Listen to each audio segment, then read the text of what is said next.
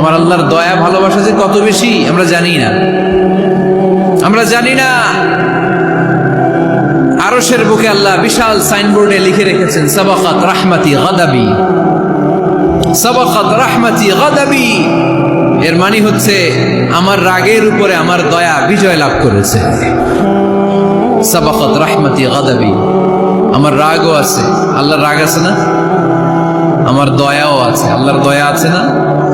আল্লাহ বললেন আমার রাগও আছে আবার আমার দয়াও আছে, তবে জেনে রেখো আমার রাগের চেয়ে দয়া বেশি।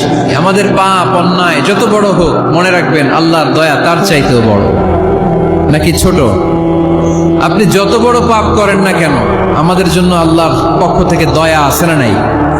বনি ইসরাইলের এক লোক সিরিয়াল কিলার ছিল, খালি মার্ডার করতো, সিরিয়াল মার্ডার, একটা দুইটা তিনটা 10টা 5টা করতে করতে করতে করতে 99টা মার্ডার করেছে। কয়টা? 99টা মার্ডার। কল্পনা করা যায়? 99 জন মানুষকে সে নিজ হাতে হত্যা করেছে। 99 মার্ডার করার পরে তার মনে ভয় আসলো, হায়রে না জানি আল্লাহ আমার সাথে কেমন আচরণ করে আখিরাতে, আমার তওবা আছে কিনা কপালে জানি না, আমার তো ক্ষমা নাই, কি করব আমি? তো সে লোকজনদেরকে জিজ্ঞেস করলো আমার ক্ষমা আছে কিনা, এটা কে বলতে পারবে, আমাকে আল্লাহ মাফ করবে কিনা? তারা সবাই বললো এই এলাকায় এক আল্লাহর ওলি আছে, তার কাছে যাও। সে আল্লাহর ওলির কাছে যেয়ে বলে, ও আল্লাহর ওলি, আমি 99টা হত্যা করেছি, 99টা মার্ডার, আমার কপালে ক্ষমা আছে কিনা তুমি একটু বলো। আল্লাহর ওলি কই, কি বললা? 99টা মার্ডার? আয় হা সর্বনাশ, তোর কোনো ক্ষমা নাই। এবার যে মার্ডার করছে কয় আমার যেহেতু ক্ষমা নাই, তোরে বাঁচায় রেখে লাভ কি, তোরেও দিলাম শেষ করে। এবার সেঞ্চুরি করে ফেলাইছে। কথা বুঝতেছেন? আমার যেহেতু ক্ষমা নাই, তো তোরে বাঁচায় রেখে কি লাভ, তোরেও শেষ করে দিলাম। এবার সেঞ্চুরি। সেঞ্চুরি করার পরেও ভয় আসে না নাই অন্তরে? অন্তরে তো আল্লাহর ভয়, কই যাবে? খুঁজতে লাগলো কে সমাধান দিতে পারবে। একজন বললো ওই এলাকায় একজন বড় আলেম আছে, ওই আলেমের কাছে যা।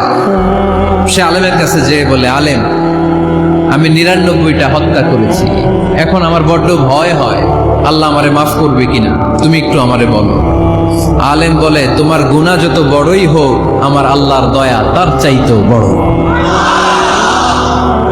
তুমি কি পাপ করেছো, কি অন্যায় করেছো তুমি?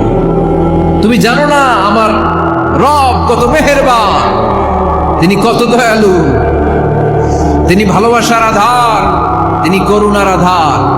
তোমার পাপ অন্যায় যদি হয় খালের পানির সমান, বিলের পানির সমান, আমার আল্লাহর দয়া সাগরের পানির সমান। তোমার পাপ আর অন্যায় যদি হয় পাহাড়ের সমান, আমার আল্লাহর ভালোবাসার দয়া হচ্ছে আকাশের সমান। তুমি যদি তওবার মতো তওবা করতে পারো, ক্ষমার মতো ক্ষমা চাইতে পারো, চোখের পানি ছেড়ে, চোখের পানির বড় দাম, চোখের পানির মধ্যে বিশাল কারিশমা, এটা আল্লাহ খুব পছন্দ করে। 2 ফোঁটা পানি আল্লাহ পছন্দ করে। এক, জেহাদের ময়দানে শহীদের গা বেয়ে ঝরে পড়া রক্তের ফোঁটা। 2 হচ্ছে অনুতপ্ত বান্দার চোখের পানির ফোঁটা। বান্দা যখন অনুতপ্ত হয়ে চোখের পানি ছেড়ে কাঁদে, তার চোখের পানি চোখ বেয়ে নাকের ডগা বেয়ে মাটিতে পড়ার আগেই ওই অনুতপ্ত বান্দার সব গুনাহ আল্লাহ মাফ করে দেয়। সে জিজ্ঞেস করলো আমার ক্ষমা আছে কিনা? আলেম বলে আছে, ক্ষমা আছে।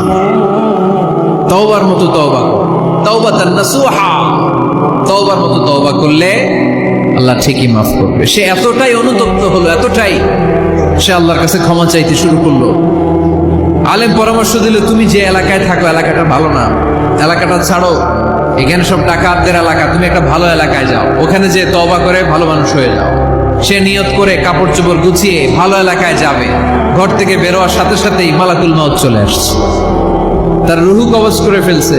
এখন রুহু কে নিয়ে যাবে? ফাজাআত মালাইকাতুর রাহমা ওয়া মালাইকাতুল আযাব। রহমতের ফেরেশতারাও আসছে, আযাবের ফেরেশতারাও আসছে।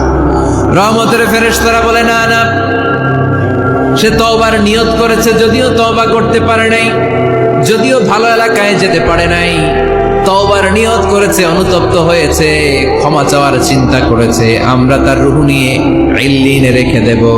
আযাবের ফেরেশতারা বলে, না না, 99টা হত্যা করার পরে আরো একটা হত্যা করে সেঞ্চুরি করেছে, এখনো তো ভালোভাবে তওবা করতে পারে নাই, তার রূহটা নিয়ে আমরা সিজ্জিনের ভেতরে ঢুকায়ে দেব। দুই দল ফেরেশতার মারামারি।